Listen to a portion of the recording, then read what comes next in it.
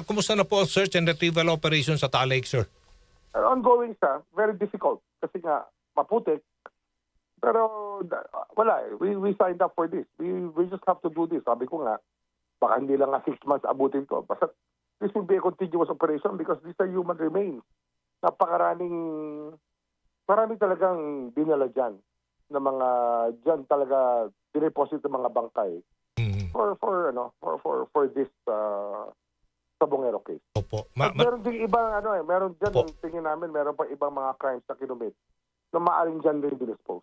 Oho. Hindi, wala na maatrasan to eh. Ito talagang dapat gawin natin to for the country, for our people. Di ba? Kahit sino pa yan. Kailangan gawin natin to kasi nga nakasalalay din naman ang ating psyche, national psyche rito.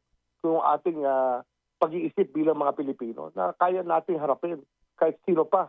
Kahit ano pa ba ang kanyang estado sa buhay. Basta siya ay may kasalanan, talagang papatawa natin ng takdang parusa yan.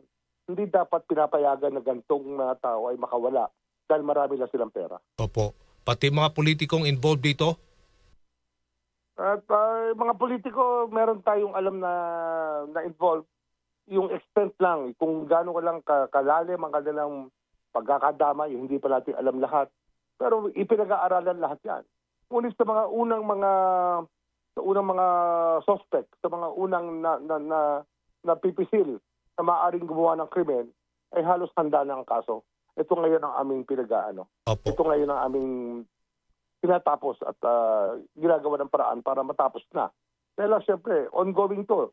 Ang tagal, kasi ang hirap talaga, Arjo, na maghukay, mag-imbestiga ng ganitong kaso. Kasi organized crime na to, hindi na to basta-bastang krimen. Ito ay hindi crime of passion. Ito ay deliberate crime na pinilano talaga. Kaya pati yung pagpakawala ng mga bangkay ay pinilano nila ng gusto at talagang napakahirap hanapin. Pero nahahanap pa rin sapagkat tama ang sabi ng ating testigo.